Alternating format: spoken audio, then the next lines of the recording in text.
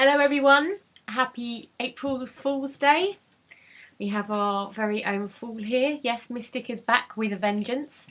So it'll be really interesting to see what she comes up with for this April Astro Tarot channel, which was all neatly laid out on the table until a few seconds ago. So yes, happy April. And this April we have our first eclipse of the year in Scorpio, and there's been a lot going on in Scorpio, so it feels like it's going to be an interesting month again. There's always an interesting month, it seems. That isn't until the 25th of April, so it feels like, you know, we have things still going on under the surface, quite a lot from last year, the end of last year in particular, but around the 25th we should maybe start to see the process or the reward or the just the end of what's been going on. So it feels like it could be a very rewarding month, and I shall try and read the cards for you now and rearrange them into the place that they were before Mystic decided to come and bless them. I really thought she wouldn't be here today because she's been hibernating all day on the bed again. So even though the cards have been messed up by Mystic, I'm actually really pleased to say she has joined us. So just bear with me a moment while I rearrange the cards. Okay, so for the first week in April, we do seem to have quite an intense beginning going on. We have firstly the Five of Wands. So this seems to be talking about actions. It's all about actions and trying to work out what the best way forward is. Not being afraid to break down, reassess, change our ways of doing things, fight our corner. All of that stuff is coming up. It feels as if we really need to come out of our own self-imposed restrictions, particularly as we have the Eight of Swords here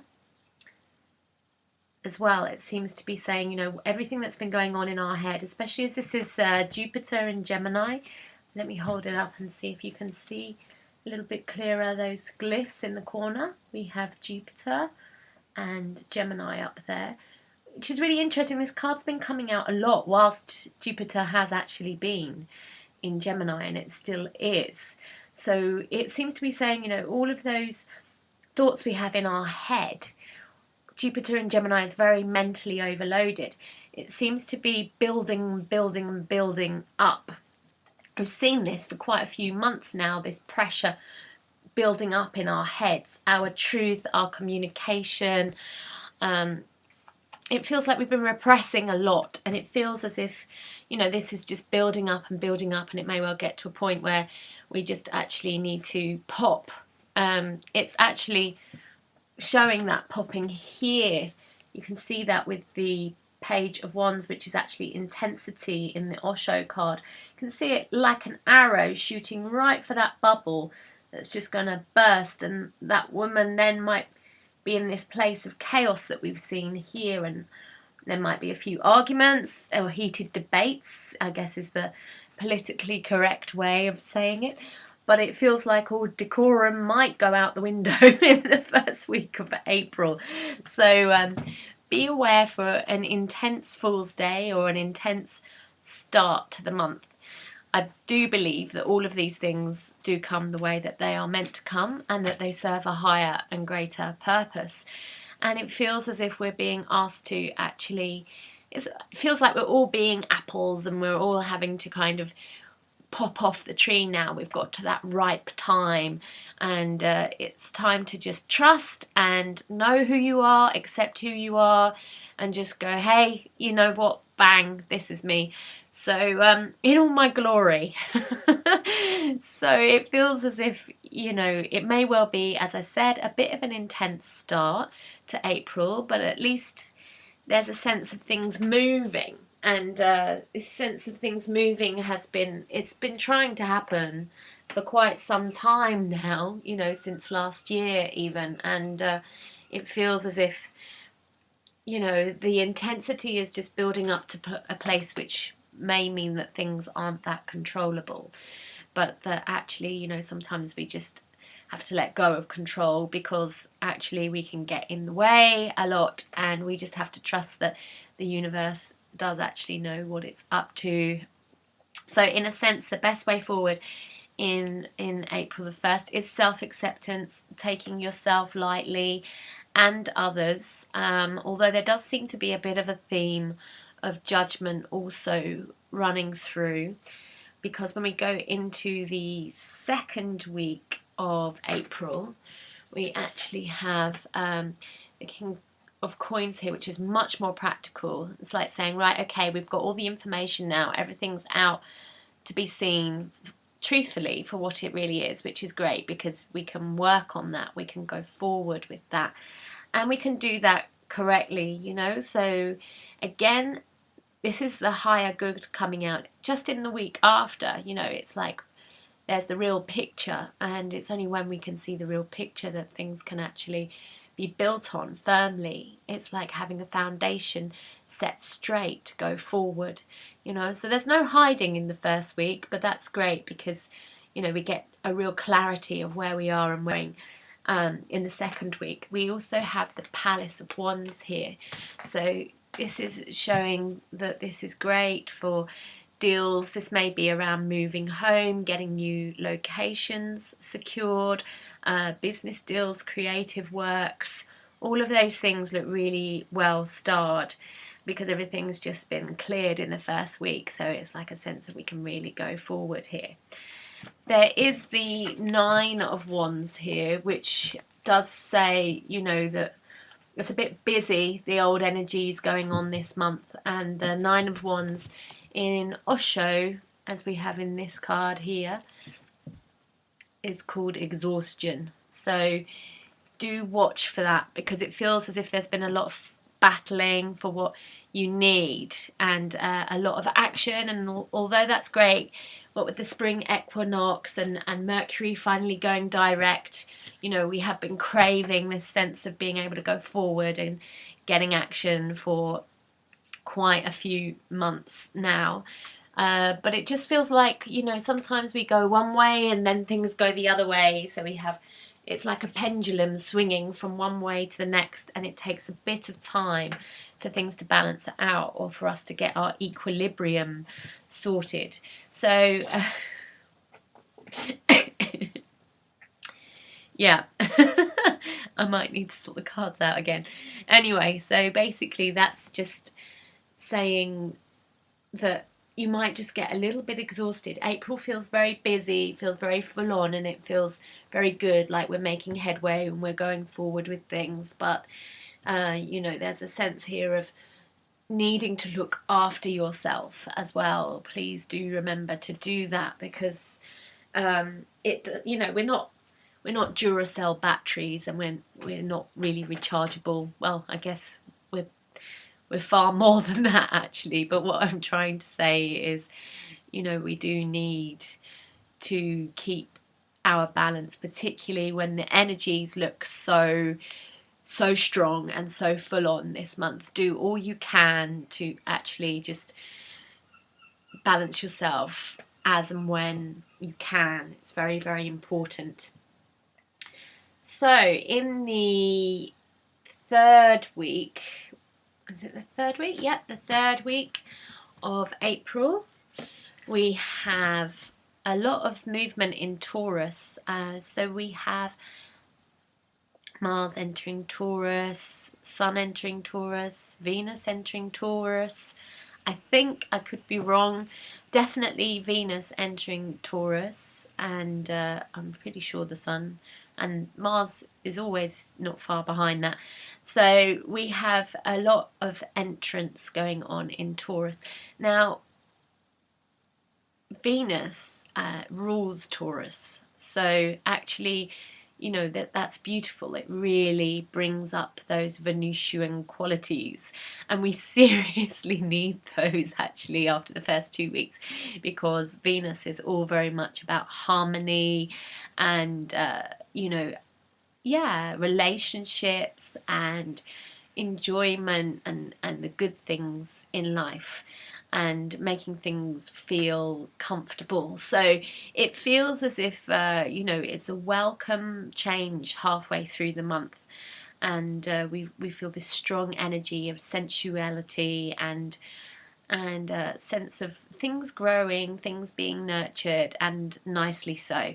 And we have that confirmed by the Six of Wands here. It's like heralding the entrance of the sun into Taurus. It's quite a procession, it's quite a celebration going on there. And you know, Taurus is all about being able to work hard and attain things and make things grow. So we've got this sense of procession and progression going on really nicely. We've also got the Page of Pentacles, which is not surprising. It's a very Taurian type card. And again, it seems to be echoing what went on last week in terms of new deals and new arrivals really coming into the world. So new homes, new jobs, new anything on the practical front really. Could even be new births or new material possessions. Anything that's got a physical element to it is really being shown here. So we're getting tangible rewards, tangible results coming through. And we also have the Lovers. Okay, so you know, as I said, Venus rules Taurus, and the Lovers card isn't usually really about love. People get very confused with that. It's much more about choice. But what I'm really feeling with this one is the Venusian qualities that are coming through into Taurus this week. So it feels like we have this nurture of relationships, this connection, this communication, and this sense of really seeing each other clearly, which is strange because actually the Lovers is about a lot of confusion, generally speaking. But I'm really feeling that there's a sense of all of that being kind of out in the first 2 weeks, and a sense of the risk of sounding like Avatar. What we've got going on here, I feel, is very much like I see you, you know, I see you loud and clear, with no projections, no confusions. I can really get who you are. And that seems to be coming up very strongly in the 3rd week of April.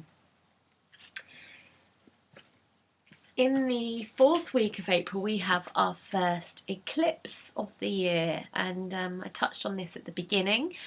Eclipses are major transits, really, and they really herald a new beginning. And this one is in Scorpio, and so there's been a lot going on in Scorpio. There's been a lot of digging under the surface, these very deep, dark, kind of unconscious processes going on, and it's just like been coming up. A lot of processing, a lot of bringing to light on a deep karmic level, really. And so this will affect everyone, and has been affecting everyone since late last year. However, if you are Scorpio, or you've got any planets in Scorpio, or you're Taurus, or have any planets in Taurus, which is Scorpio's opposite sign, then this eclipse should be really massive for you. I mean, it will be a big turning point for all of us. It feels like we're really getting clear about what was going on between maybe November last year to now. So there's a sense of everything really being changing, you know, everything really clearing. But if you're Scorpio or Taurus, you'll probably feel it a lot more intensely, or if you have planets there. So it's a good time to get your birth chart done and see what part of your chart is being affected by that. So for instance, I have a Taurus ascendant, so it'll be your ascendant is what you show to the world, so it'll be revelations for me on my public persona, basically.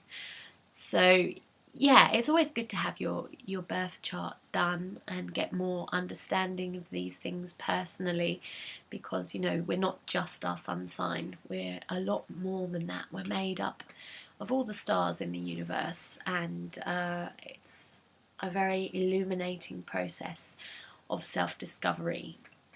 Anyway, I've been rambling on about that for a while now. If we look at the eclipse energy, we have the Five of Swords first, which I feel is this, it's almost like Saturn coming up and going. I think Saturn is also starting to do a retrograde around this time. I could be wrong, so check it out, but that is reminding me of something I'm sure I've read about that. So this feels to me like Saturn going, right, here we go. This is everything I've dragged up over the past few months. Yeah, so it's really, it's not holding any prisoners really. It's really gone for it. And here is the Scorpionic energy. We have the Palace of Cups, which shows that the watery energy of Scorpio, and that we're going right into the depths, and also that the eclipse is illuminating the very, very dark depths of our emotions, getting right to the bottom of them. And then we have morality here, which is actually the Queen of Swords. So it's a very, let's cut through all illusions, and let's clear the slate, and let's just do what needs to be done necessarily and go forward. So there's a very, very powerful clearing energy. Could be a little bit ow, could be a little bit whoa, geez, yeah, where's the compassion in that one, of an experience, but actually it feels incredibly, incredibly empowering at the same time. So what we have in the outcome, or the general for April, is a lot of achievement on the practical level. Things are looking really good. Things have been building practically since March, which is really nice, and this is just showing that they're building even more. So we have a really good feel around being able to achieve a lot in the outside world and be happy with where we've been going towards on a career level, on a practical level. All of those things are looking brilliant. 10 of Wands, so there's a lot this month about getting very exhausted and about taking too much on, so you know, really do need to be very careful around that. It feels as if you know, if you're not good at delegating, now's the time to start. And you know, if you're a bit of a control person, you really do need to make sure that you look after yourself, because there is a sense of taking way too much on. It feels like a very busy month, and it feels, you know, really important that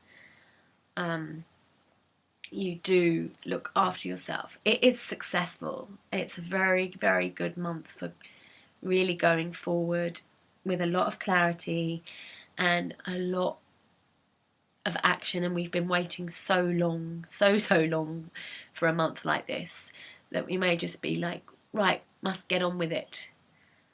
But it's tiring. Yes, Mystic. Such a hard life being a cat.